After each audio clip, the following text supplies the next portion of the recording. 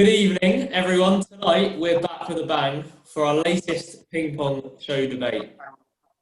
Getting straight into it, let's introduce our infamous guest tonight. Mark? Yeah, I'm Mark Tanner, just a table tennis enthusiast from the southwest. I run Keynsham Table Tennis Club, and love these guest shows. Really. Danny? Danny Lawrence, ex-international junior player, and now hopefully going to play some British League this year. Excellent. Duran? Chris Duran, current England number 6, Tyler's number 3, ex-England international, and if the season starts again, still playing for Urban in Premier League, British League, if and when that ever happens again. Yeah, fingers crossed. So you might have noticed that we're not live tonight, although we were planned to be and we wanted to be, but due to some technical difficulties, you'll just have to put up with this recording.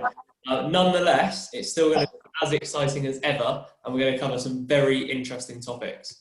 I also just want to remind everyone before we start that this Sunday, the 6th of September, on the Table Tennis England Live Facebook page, I'll be hosting a live discussion where you've all had the chance to send in your questions over the last few weeks. And I think this is a huge step and a revolutionary to improve the transparency and engagement between its members and the governing body.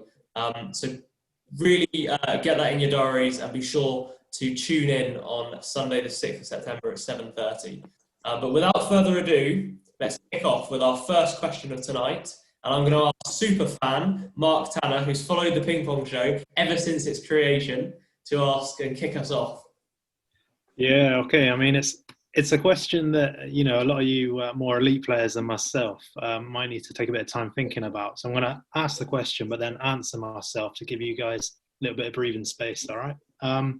So it's focused around the best. So what is the best thing that your local table tennis committee or scene or, wherever you may be at the moment have done in the last few years? And then what's the best thing that they could do? So it's obviously your opinion. It's not based on anything else but your own opinion. So I'll kick that off. So I'm from sort of the Bath area. So the best thing that my local league has done in the last few years is to introduce a women's only session. So they linked up with Table Tennis England, produced something that they haven't done in many, many years, and started running a sort of 8-week course for women only. So they had a few younger women, a few older women, people returning to sport and getting involved with table tennis at the very rudimental basic level. Yeah. And that was about 2 years ago, 18 months, 2 years ago. And that group's still going, self-funded now. So, I think if you don't mind me asking, what's the age range of that session? Like, has it done anything to sort of get more women involved in the sport from all ages?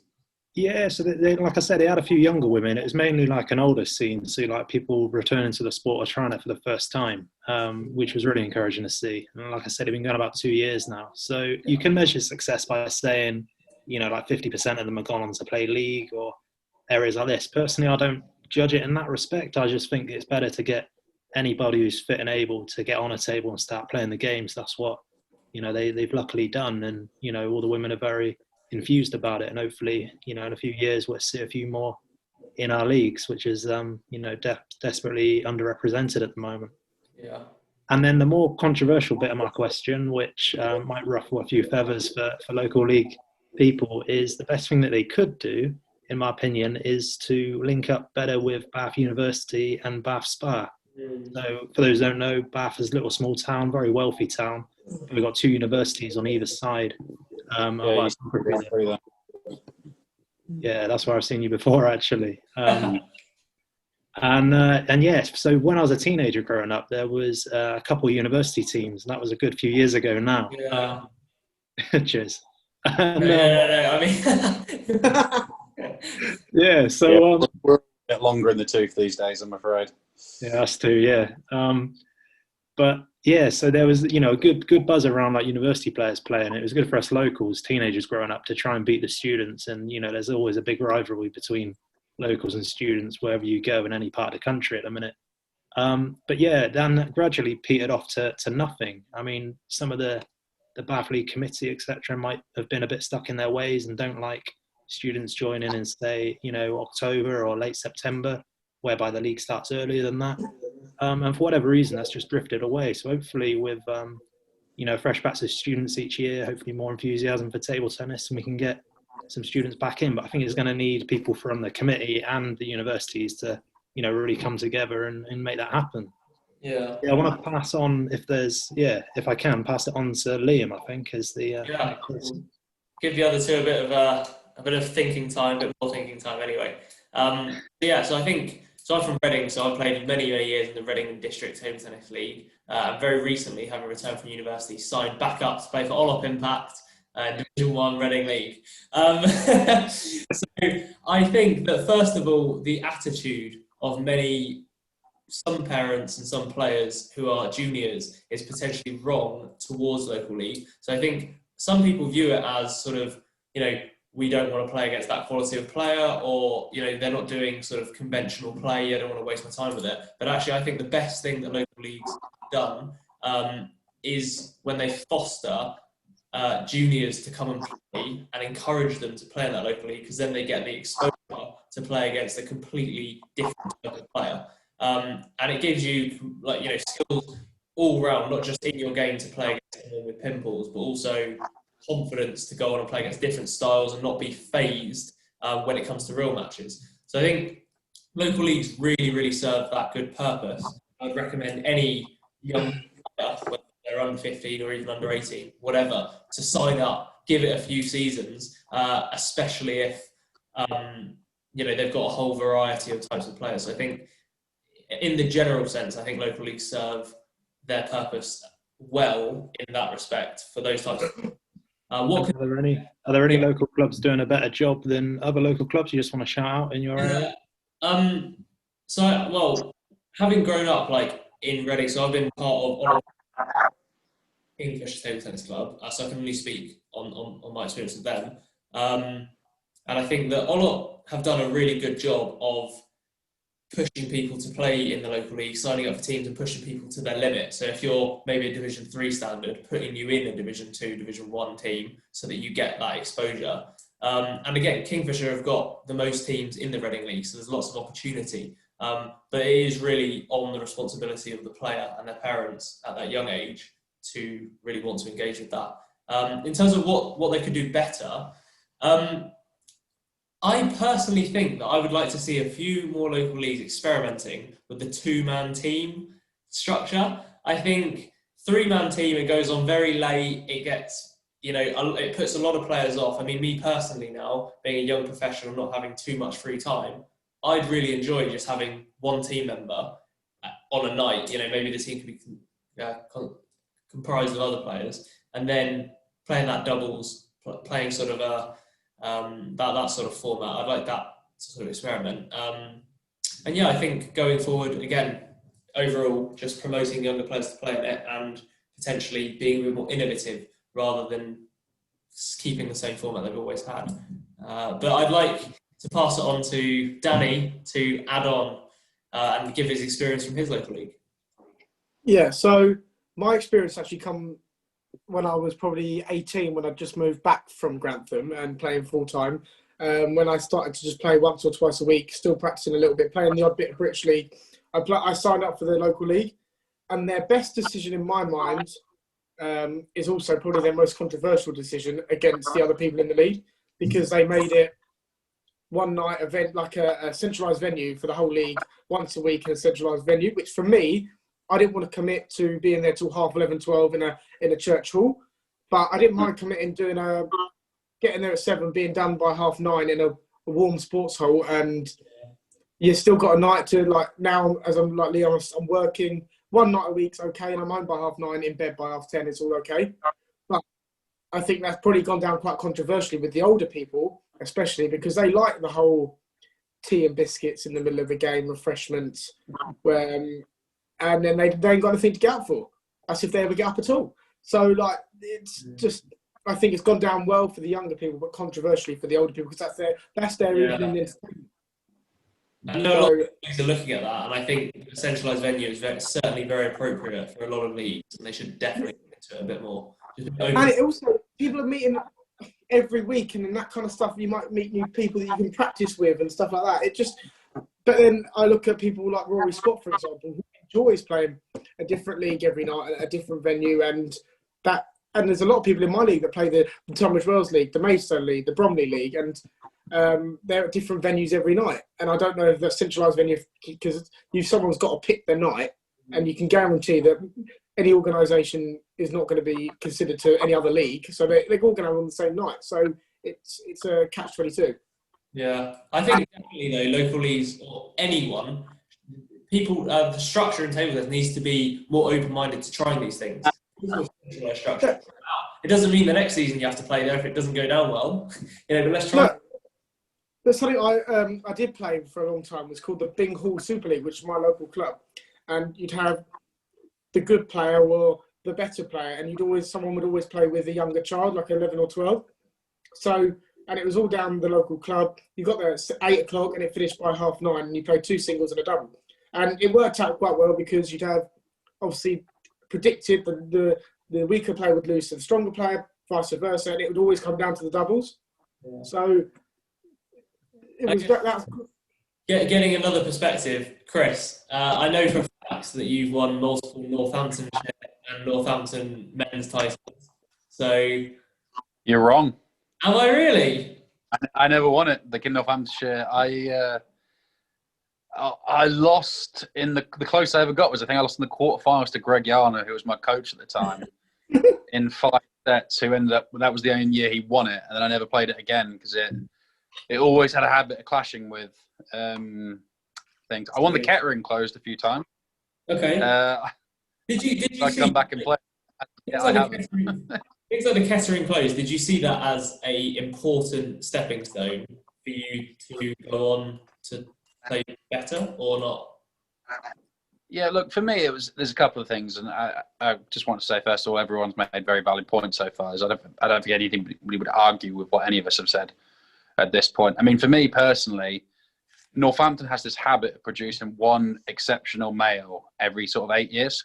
Mm-hmm. So we had Tim Yarner, who was before me, England number, maybe I think he got to about 5 in the men's, multiple national champions before sort of Paul and Darius kind of overtook him, and then he slightly phased out, but now he's doing well for himself in London. I know that. Then you had myself, and then after me we had Alex Ramsden, who Danny would know so much about, being I believe approximately the same age.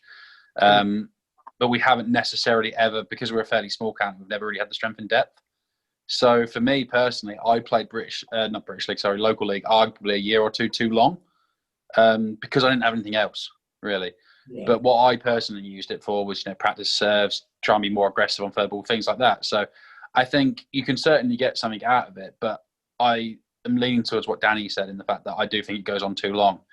And I mean, first and foremost, the biggest problem we have now is that the age and the declining numbers. So you're retaining all the same players. You're losing a number of the younger ones, like myself, Danny, yourself. When we went to university, started jobs, etc. You're losing the younger demographic, and just what I've seen figures where they had 14 leagues in the 70s, and now they're down to like 4. Yeah. So the Bromley League had nine divisions in like the 90s, and then now it's got 1 Premier and the Division 1. There you go. So, I mean, I think certainly you've got to remember, doesn't matter who you are. Some people say like The Godfather's a terrible movie. Like, doesn't matter what you are, someone will always disagree with an opinion, even if it is fairly commonly accepted. So you're going to alienate a couple of people, maybe being Rory, that he doesn't get to play 7 different leagues a week. I mean, I obviously exaggerate that, but you know what I mean. You tell them can't be afraid to try new things. Yeah. Whether it be, I like Danny's idea about centralised venues. Sorry, just to interrupt there. I think it is also, the onus is also on the leagues, because actually Table Tennis England don't have this centralised power. Exactly. They have no. Exactly. That was a mistake on my part. I'm just saying you have to experiment as leagues. I really like Danny's idea about going to a central venue. Everybody goes to a central venue. If you're paying £5 a night or whatever it is, it's nothing in the grand scheme of things. Some people will complain, but it's nothing. Do you think it's right, or do you think it should be right for a local league team to pay their players to play in the local league? So I know just slightly different question, but just quickly, What's your opinion on that? This is my opinion, and I've always stuck by this. I despise it if they do it and they bring it in for one team. So I've had this before in Nottingham. So like, they tried to bring me or someone in to play the strongest team, and I know the strongest team. So I have absolutely no problem with them doing it, but you have to play a minimum number of fixtures. Yeah. So say if it's 20 fixtures, if there's 20 a year, you have to play a minimum of 10. So you have to play 50%. Yeah. You cannot play Chris Duran, Liam McTinn, Danny Lawrence, whoever it is, to play a local league, and you only play them. I've turned down about 10 offers in the last 5 or so years or more to do that, because they want to win the Birmingham League, or they want to win the Nottingham League, or they want to win whatever league it is. And I've stuck to my principles. I know a few players that have been paid to do it. I've stuck to my principles. I don't agree with it if you do it that way. But if you want to pay yourself to win the Reading League, but you play 10 matches a year, I don't have a problem with it. That would be my argument on it. Yeah. Can I the only thing I wanted to add as well is Table Tennis England. It might be interesting asking them on Sunday, actually, is that I think getting them, for youngsters to develop through the sport, they need to play in local league as soon as possible, so they're getting into the match competitive games. Yeah. And then when they see themselves progressing from Division 2 to 1 to Premier, but they see in their progression, and then they will want to take it more seriously. They've already seen progression. If they're just going down the club and playing a few matches against Joe Bloggs they play every week, they get bored after a year. But I think that's Table Tennis England that need to do. It's not easy, but they need to do something to enforce that. Not enforce it, but try and promote it. Play your local league, beat the old people, and then you will progress in the sport, and then you'll get hooked. Yeah, I completely agree. I think local league can be leveraged massively. Yeah, Mark, do you want to add anything before asking to pass on the questions to someone else?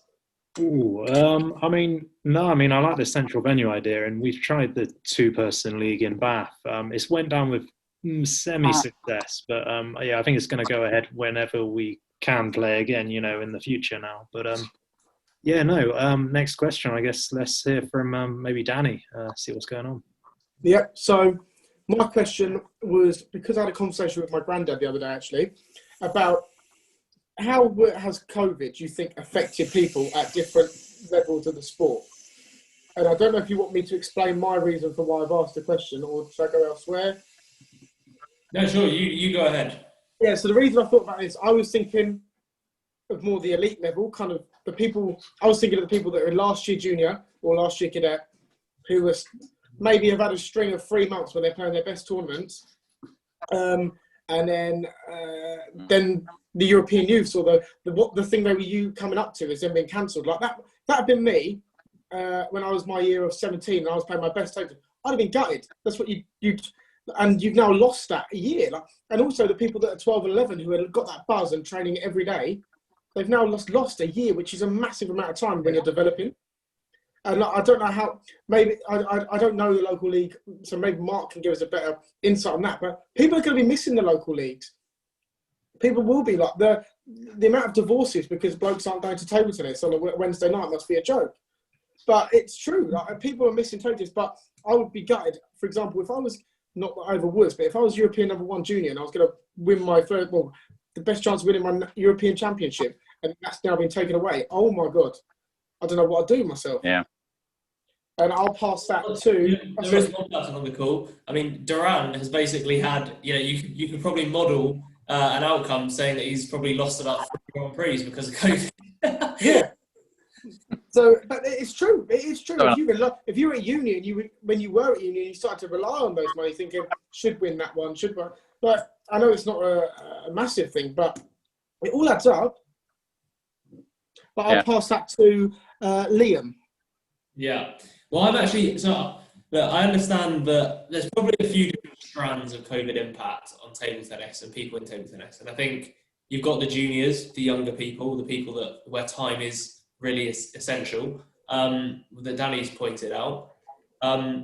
You've got the local leagues and that sort of thing that Mark's pointed out. And then I think Duran, who's just gone off camera, but is he able to come back on?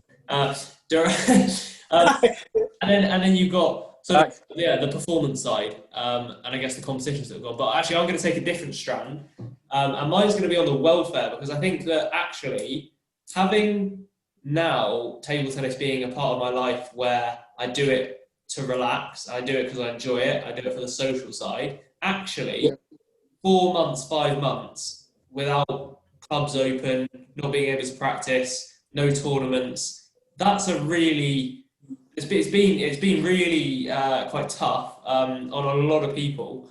And actually I think that shouldn't be underestimated. And I think that although, I just think that that's a huge impact. So, I mean, I hope that it really creates momentum when clubs are open more widely, so that people can go and they really get sort of a keen and passion back. I know for a fact that just because of this lockdown, the fact we're having calls like this has drawn on the passion of people like yourself, Danny, and other people. I've never been so buzzing to pick up a bat, and it's really exactly. And seriously, I just think that if there's any silver lining from all this, it's the fact that we can all appreciate how much table tennis in any capacity actually contributes to your well-being, society, mental health, everything. So I think that it has had a huge negative impact, but the silver lining is we can all appreciate it. And I know I've taken that in my own way, but at risk of repeating other people's explanations, that's my thoughts. But I'd like to move it to Mark to give us a bit more insight onto his opinion. Yeah, because I can't really comment on, like European youths or, sort of high level elite stuff. So I'm going to comment on what I can, which is like local stuff. How COVID's affected us, from my point of view, it touches a lot on what Liam said there about the community aspect.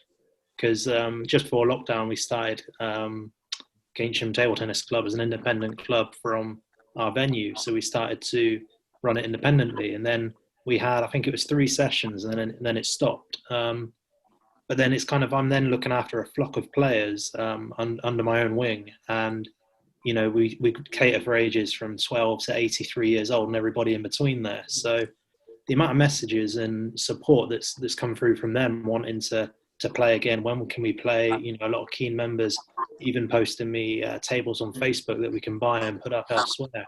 So there's a real community buzz around what we're trying to do down here in Keynsham. So yeah, it's just more on the impact of that. And there's the social side from playing local league and maybe playing Bath, Bristol, around the areas and stuff like this. You don't see the characters. So the characters what make the game for me personally, which again that would be the same on a GP circuit. Certain different characters and stuff that you see in British League and GPs and stuff. But yeah, you miss the banter and the communication and the camaraderie and taking the piss and stuff. You miss all of that from your weekly working day in, day out, to then have a couple of nights or for you guys a weekend to go and relax and enjoy. So yeah, I think it is mainly on the non-welfare side, like you said, Liam, there. Yeah. Definitely. If we go to Chris last, but by the way, before Chris speaks, actually 2 things come to mind. First of all, just to name call, I guess, and give some real life examples. Tintin went full time this year. She took a gap out of her university course to play full time to play the Olympics. COVID's had a massive impact because the Olympics now aren't this year. So she's trained all year to be super sharp. And also Maria Sapsinos, Joe Cope, just 2 examples. They've gone full time this. Well, Maria's in the second year, but Joe Cope first year and last year junior. They've got half a season in a huge commitment to go full time, and that's really unfortunate. But go on, Duran. Yeah, I was never as close to Tintin as you were. The Nottingham University capacity you saw on a more regular basis than I did. So I obviously knew she was going full time, but I don't aim for the Olympics. But obviously that's been put back.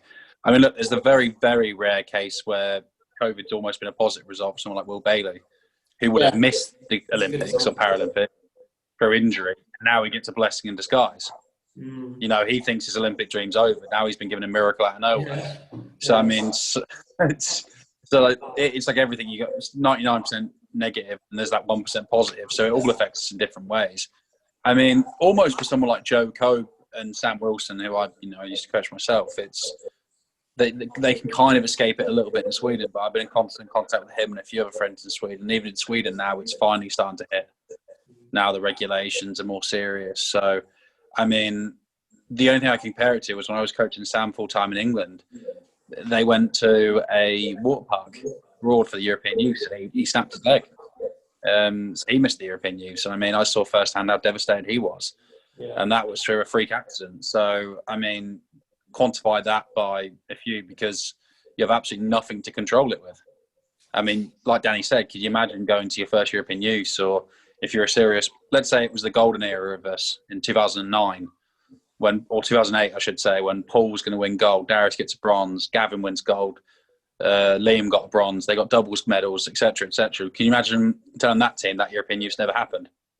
No, You couldn't do it. What would have been the long-term So effect? it is devastating. I mean,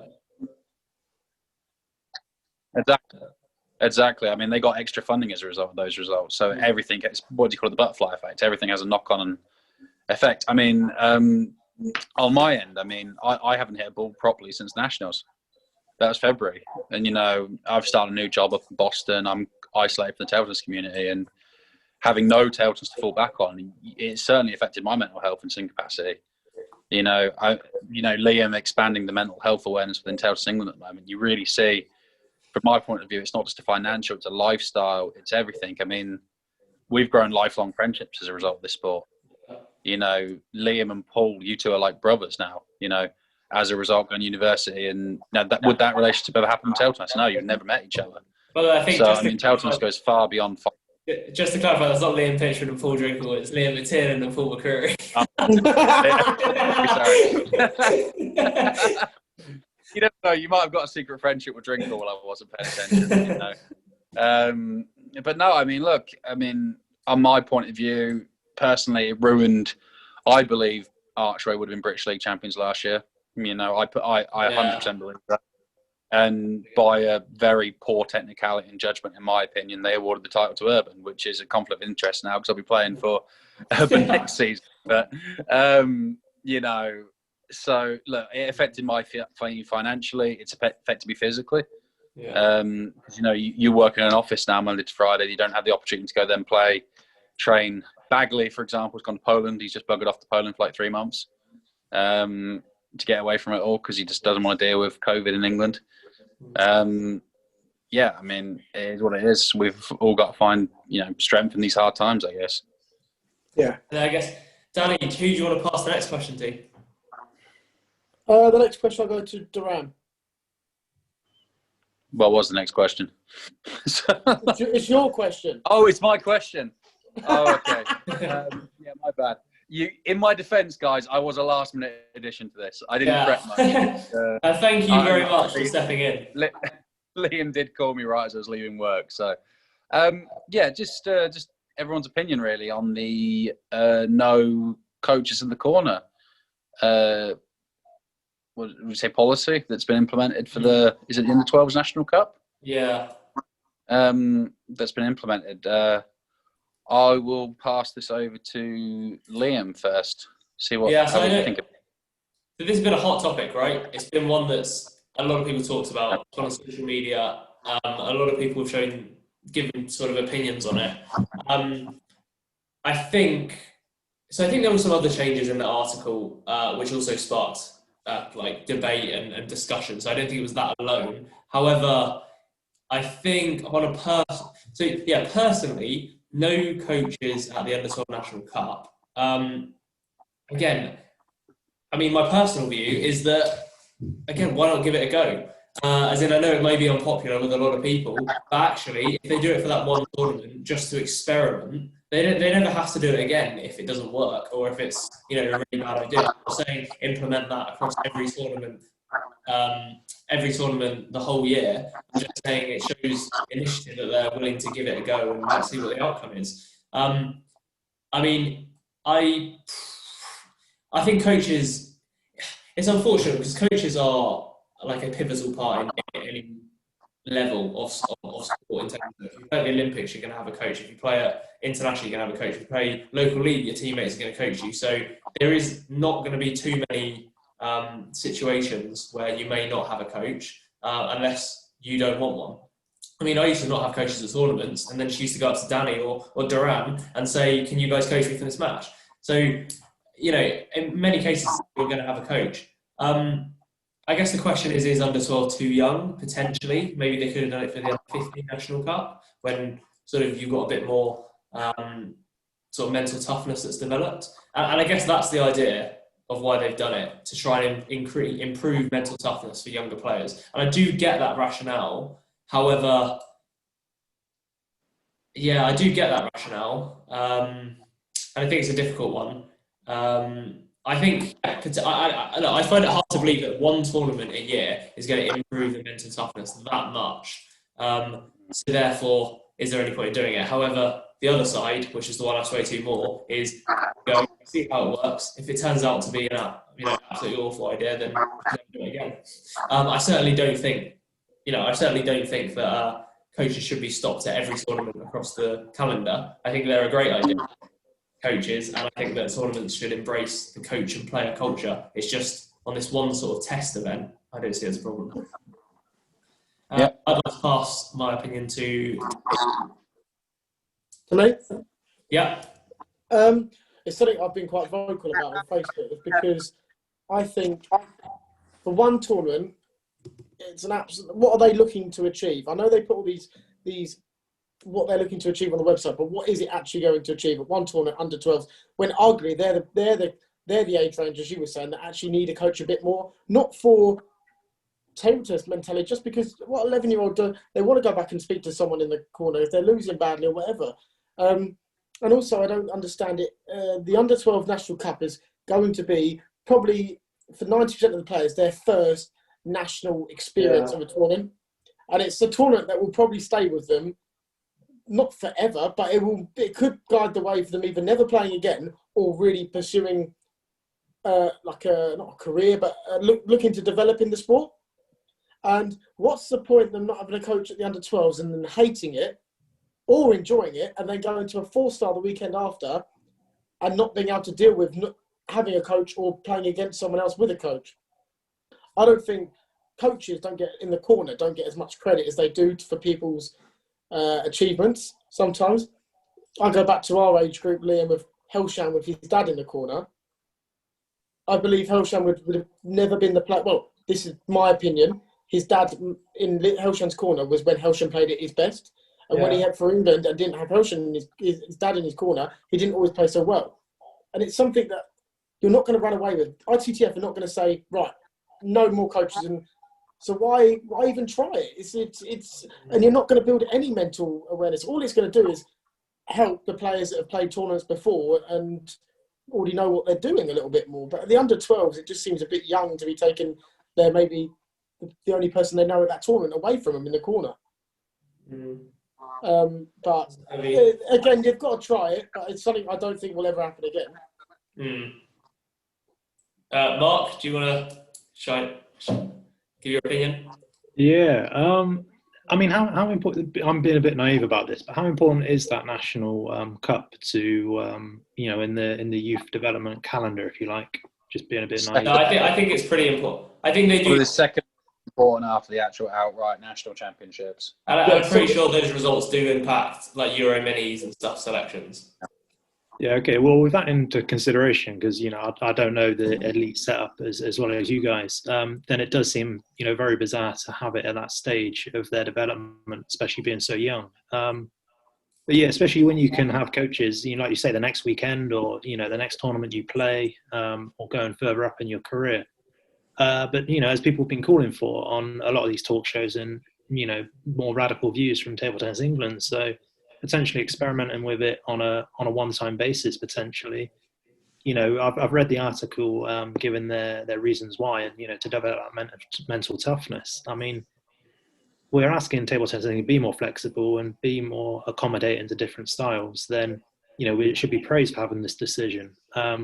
Whether it's the right or wrong one, I think we'll know in 18 months to 24 months time, when some of these 11-year-olds or 12-year-olds are then still in the sport, or whether they've dropped away and the reasons why. So there's going to be a lot of feedback procedure from this, hopefully, that TTE can learn and grow from. But yeah, it seems a bit bizarre at that age level, especially given the gravity of how important that competition is. But yeah, I guess we've got to get behind the governing body and make sure that it gets done, and is done in the right way with the feedback afterwards. I think that's the key is that sort of 12, 18 and 24-month period to get also, I guess, Mark, the one thing that just came to mind is that the fact that we're talking about this with this group of people, I think is really good, because a lot of people that I've seen being vocal about this is people with a vested interest. So either coaches or parents or whatever. And actually, I think that decisions like this probably need to be looked at objectively. And I know that the people that it affects directly do have a right to speak up and give their view. But of course, like most decisions, I think you do have to look at it objectively. And I think from an objective sense, to experiment and potentially not have this ever again, or if maybe or whatever, I think it must be a good thing. But I can understand the reasons it would cause a lot of frustration for some people. Can I also add one thing? It could work. Yeah. How hard is it going to be policing that? They might not be sat in the corner. That's what I was thinking the other day. Are they going to tell coaches to just? So, I mean, a pushy parent's just going to go and stand in the sounds and go backhand, go to his backhand. Yeah. I mean, like, how? What, they can't yellow card him in the stands? Are they going to get security, like escort the parent out? I guess You can't have no parents in the hall. Like, what are they going to do? Like, I don't know if it was, for example, like. I knew it would be really. I mean, if you were going to implement the system properly, Sippenham's venue would be perfect. You put them behind the glass and they can watch. I mean, if they want to coach them behind the glass, I mean, there's only so much they can do. I mean, look. What happens if the parent then doesn't sit behind the glass or the coach goes up to the table and starts saying they can't like does the kid who's got no sort of say lose the match? What's he going to be like? Peter May stood at the door dragging them all out. Like, it's just not. You'd have to sign a contract before saying, like, we used to have to do that when we qualified for the Masters. It was called back then to the National Cup. You agreed to the X, Y, and Z. They'd have to actually legally do a contract saying that you by signing this, you commit yourself to not having any corner aid in your corner, effectively, I would guess. Look, as far as I'm concerned regarding this, for me personally, it would have actually probably been a plus. You know, I always consider my mental strength one of my strong points on the table. And if I could have played the under-12s, then we didn't have an under-12s. It started at 15s, which I actually do also I compliment them for that, implementing it even younger, because back when we were doing it was Cadet Masters. There was no such thing as under-12 National Cup. Personally, for me, I actually applaud them for doing it in a way, taking a bold risk. I do agree with Danny. I don't like the tournament they picked. I don't like the fact that it was just the under-12s National Cup. It seems far too specific and probably too young. If you're going to do it, why didn't you do the fourth? For me personally, if you're going to implement it, I think the 4 stars would be perfect. Because you have 4 4-stars. You could have 2 4-stars with coaches, 4 without coaches, and see what the results are. Then you have data to compare to. That would be personally how I would do it. Because also, like, for example, I mean, if I played Danny at a 4-star, let's say we would have the same, hypothetically with the same age, I would have been like number 2 seed, he would have been number 4, for example. I could lose that match. But if it's only 1 match a year, and that happened to be the match with a no coach, that's like a massive asterisk next to my name, or 1v4, whatever it was, or 1v7. I'm just spitballing here with numbers. But then if I happened to beat him in the match when I had a coach in my corner, suddenly it does look a little bit different, or vice versa. So I would like to see them. I actually think it's not the worst idea in the world, but you have to do more than one. You can't just do one. And doing it at the end of the year National Cup seems kind of bizarre, because you have all the results from the whole season. Yeah. And then the last event, which is arguably the most important, is the one with different circumstances. Yeah. And I think, for anyone watching, that, I can understand that people may be frustrated with a lot of things that have just been said in this conversation, because if I was a parent and I've got Chris Duran for a limited time to coach my son, who then might go on to get selected for Euro Minis, and I've been told he can't coach him, I'm going to be really annoyed. If I'm a coach that's been offered to coach someone else's child for a whole weekend, I'm going to be really annoyed, right? So, don't get me wrong, I empathise with the frustration. It's just from an objective view, I think it's the worst thing in the world to trial. What Chris said, the 4 stars or like county championships or something like that. But I just think under 12s is too young. Like it's going to achieve nothing. Yeah, I guess the 4-stars, the only thing I can defend on that is the fact that maybe it's because there are like hundreds of people at a 4-star, whereas a Masters or a National Cup, Yeah. it would be easy to control. Or you do it, you start implementing it for the last 16 of a 4-star. Why don't you do that? Yeah, that's a good idea. Yeah. The knockout stage. Start doing it from the knockout stage, 4-star. Yeah. So neglect the groups. That'd be, I mean, because let's be honest, in the first match in the groups, there's probably only one match that's close to 2v3. Yeah, that's true. 1v4 is not going to be close, and vice versa. I mean, yeah, why not? Yeah, why not? Yeah, I think too many people have criticised that particular argument without providing a solution. At least here, like me and Danny might not 100% agree with the situation, but at least in our own way, we've offered a potential alternative or solution. Yeah, exactly. I think moving on to the final question, which I've got up my sleeve, is so in some other sports like tennis and gymnastics and etc.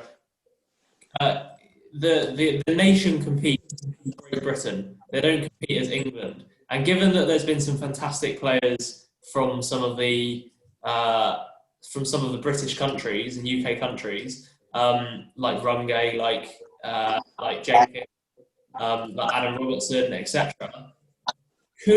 Should we? Yeah, Charlotte Carey. Should we think about combining resources, combining players, and competing as a team PB more than we do anyway, and therefore, coming together and having a potentially much stronger team in some circumstances and much potentially more resource and work together. I guess I get Danny's opinion on that first. I think it would actually be really good if they could do it somehow that all the funding that they get individually could be put into one big pot, and you could just put on. Chris, you've been on loads of England camps when you've been coaching when I was there. Why they've always got a massive hall? Why don't they put all the resources together and have a massive And I don't know why. I don't know the reason why we don't play. Why we play as England and not Great Britain. I don't really understand that. Imagine a British nationals. Yeah, imagine the arguments as well. But we'll deal with that another day. But I don't. There's no reason why we wouldn't. I don't. Well, I think the main reason why they wouldn't is because it's just ingrained in the origin. Yeah, I don't know why. The cost. I don't know why. The amount of I don't know why we don't do it. Yeah, why it's not been done before. Yeah, but it would definitely in the years gone past made squads at no matter what age group a lot stronger. Imagine Tintin and Charlotte Carey and Maria in the same junior Europeans team. We've got a massive chance. Yeah. Don't know. Yeah, and then we can pull on the resources. Do you consider yourself Great British or English? That's the problem. I'd say I'm English. Yeah, but there you go. Look, I mean, at the end of the day, I mean, this is a tough one. I agree with you. I'd like to see the resources gathered. I mean, in a way, do more camps, do more association, but instantly you eliminate the 6 countries as a tournament. You eliminate, British, the school that gets eliminated. All the schools. No. But wait a minute. You can still have those tournaments available and just compete on an international scale. Say you only made it for Pro Tours, you have to compete as Britain. Pro Tours and above. Anything below. So, are you saying Commonwealth Games? Is that? No, I think the Commonwealth Games you have to stay separate purely because of the Commonwealth. I get what you're saying, but the problem to me is you end so many careers quicker, or so many opportunities. Like, for example, yourself, a player that got to play a bit for England but would never really stay in the national side. If you were Welsh or if you were Irish, you have the opportunity to play for many years, get lifelong memories. Like, Paul stuck around for Paul stuck around for longer, so you go to Gold Coast and things for the Commonwealth. You get those extra memories. So, and I appreciate what you're saying. The Commonwealth Games would stay separate because, of course, it would, because there's medals in all these other categories. But I personally don't see it ever working. But I would like to see more collaboration. Yeah. That's a perfect answer, to be honest with you. I think that off the back of that, my opinion is pretty much identical in the sense that you're right.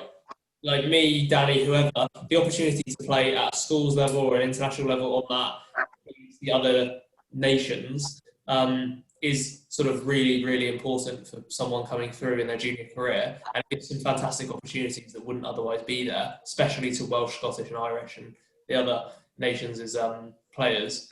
The collaboration has to be there. There's no reason why they can't do British camps more and have the top training with each other and going away together, so that when they go to the international tournaments, they are sort of like, very good friends, helping each other. Yeah. But Mark, what's your say on that? Well, yeah, this question's a massive can of worms for national pride, really, isn't it? Because you get very proud Welshmen, very proud Englishmen, very proud Scotsmen, Northern Irish, everyone like that.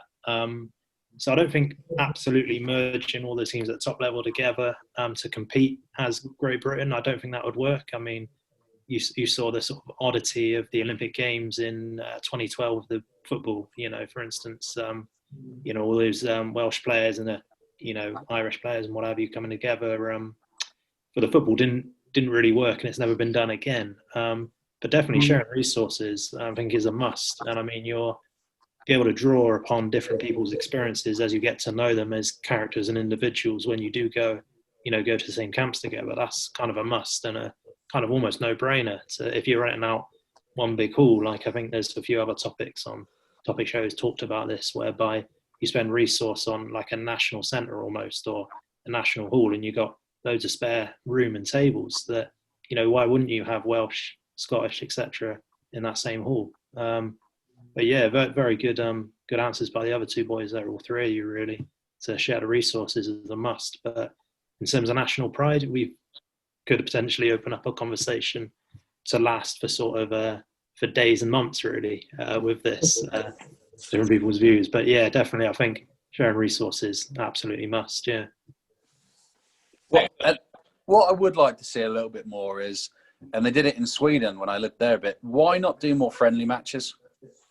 When Welsh girls were at their best, when they had Anna Hersey, Charlotte, and then whoever the third was, why not do Chloe Thomas, all those? Why not do a match on the Friday or the Sunday and have a camp for 2 days before? Yeah. Just do a friendly. So it doesn't have to be the home countries.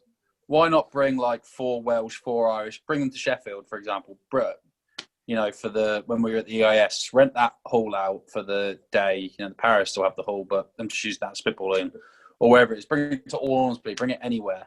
Why not have a camp for a weekend? Jenkins coaches the Welsh team. I know he's just left now, but whoever it is, you could do it at juniors, you could do that at cadets, you could do that. You can even do it at seniors. Whatever you wanted. There's options there. Yeah, I definitely, even like when you say about seniors, I think, for example, having like a rumgay in a British table tennis camp would really be good for people like Tom Jarvis or whoever, or even like Sam Walker, just for practice, and would also improve rumgay's game, or Jenks or whoever. So I really see some serious synergies from taking that sort of model, but then keeping them separate for competition purposes. Yeah, and like you say, with the friendly games potentially, then you'd get the likes of Rumgay playing Jarvis in a one-on-one, which may not happen so many times a year. So they get that experience that way as well, and then yeah. Then you could be really clever, and if they did these camps 3-4 times a year, and then you invite the local league to come in and watch the friendly match. Yep. Good. But I think the Howson's level used to improve by the end of the camp. And then you'd see him at a 4-star and his level would drop 20% again. I always used to remember that. Same with McCreary. McCreary would come to those camps. But see, I'd really actually, I'm sure their opinion would be very similar to ours, but if you gave them an ultimatum, like Howson or Paul McCreary, and say, would you have taken the hit of winning less sort of British titles and then got to train and probably improve your level, or would you rather have kept separate? What would you have done? Interesting question. But anyway, I'm probably gonna leave it there and wrap it up. But thank you all for watching. We're going to get back to you live, certainly on another day. I hope you enjoyed this episode, and thank you all the guests for coming on today. So thanks a lot. That's it. Cheers, guys. Cheers. Thanks, Liam.